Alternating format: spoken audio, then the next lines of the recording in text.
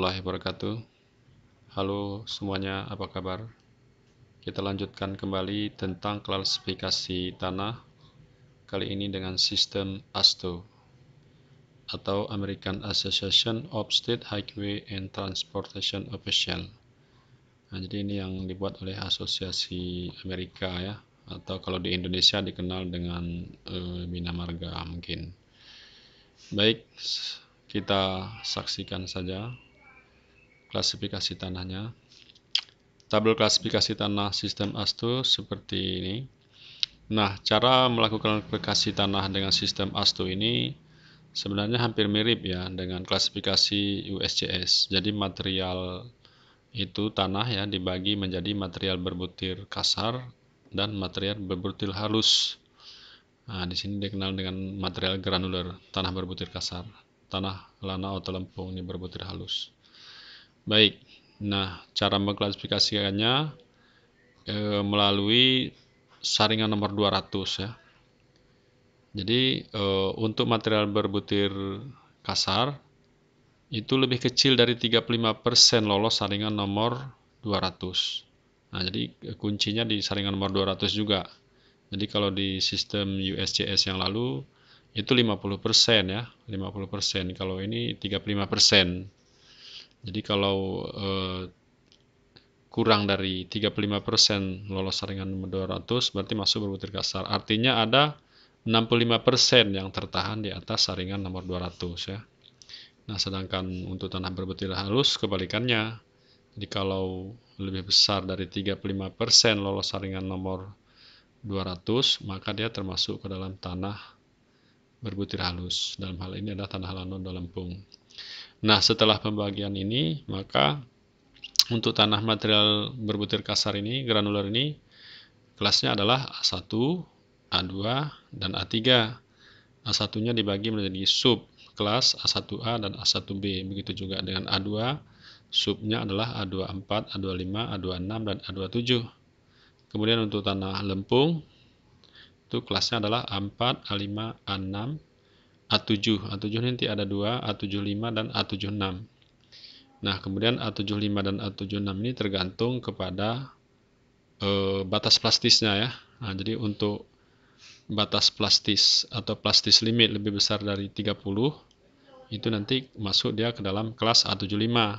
Sedangkan untuk plastis limit atau batas plastis lebih kecil dari 30, klasifikasinya masuk ke A76.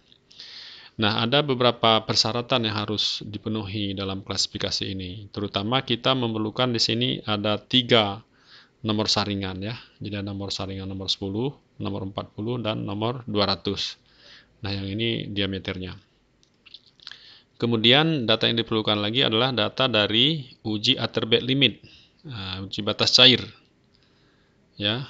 Nah, kemudian indeks plastisnya. Jadi ya bagi yang belum paham betul tentang batas cair dan indeks plastisitas bisa dilihat video yang lalu tentang batas-batas Atterbeck.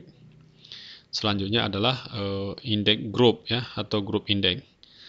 Nah, jadi itu persyaratan yang harus dipenuhi untuk menentukan klasifikasi tanah. Nah, sekarang kita lihat untuk kelas 1A1A ini ada nilai maksimumnya nih. Nah, jadi untuk nomor 10 maksimum 50% dia maksimum. Nomor 40 maksimum 30%. Nomor 200 maksimum 15%. Nah, kalau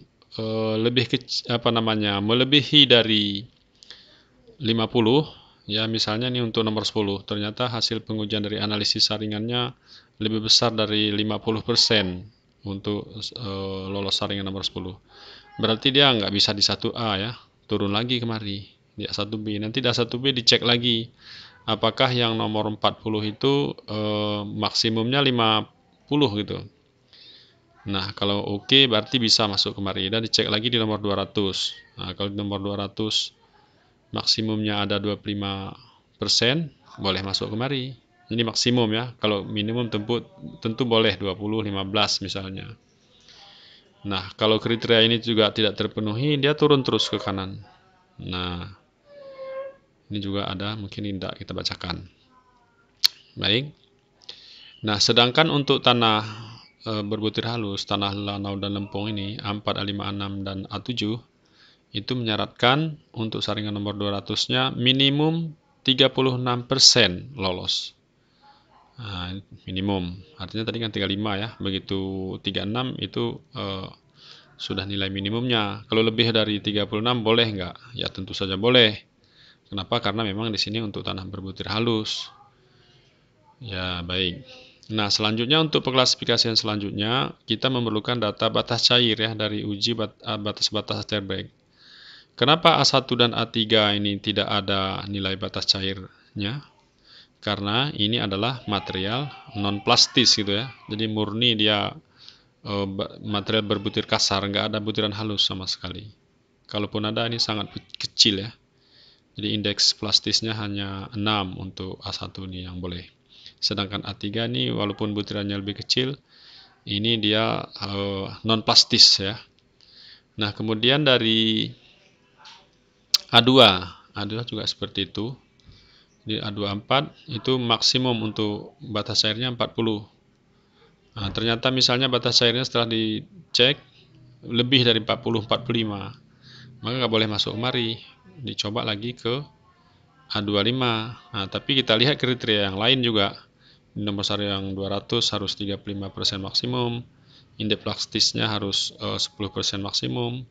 Ternyata waktu diuji indeks plastisnya misalnya ada 15, maka nggak boleh masuk ke A24 dan A25. Masuklah dia ke A26 dan A27. Nah, nanti hanya satu ya, hanya satu klasifikasi yang kita ambil. Mana kira-kira yang memenuhi persyaratan, maka itulah dia sebagai klasifikasi dari tanahnya. Begitu juga untuk tanah berbutir halus, ini persyaratannya sama ya. Nah, jadi dari keterangan material untuk A1 ini adalah pecahan batu, kerikil, dan pasir. A3 pasir halus. A2 itu adalah kerikil berlanau atau berlempung dan pasir. A4 dan A5 ini adalah tanah berlanau. A6 dan A7 adalah tanah berlempung. Artinya dari kiri ke kanan, sebenarnya materialnya semakin ke kanan semakin halus ya. Nah, jadi kalau dari penilaian umum sebagai tanah dasar, maka dari sangat baik menjadi sangat buruk ya ke kanan. Jadi A1 itu yang terbaik, ya A3 turun lagi kelasnya dan seterusnya sampai ke kanan. Itu terus makin rendah. Nah, di sini juga ada grup indeks ya. Nah, grup indeks itu dihitung dengan rumus ini. Jadi grup indeks adalah fraksi lolos saringan nomor 200. Nah, kurang 35 tambah dan seterusnya. Di sini ada liquid limit batas cair. Di sini juga tadi fraksi lolos saringan 200. Ini ada PI plastis index. Nah, ini misalnya ada kelas tanah misalnya A4 ya, ada dua jenis material.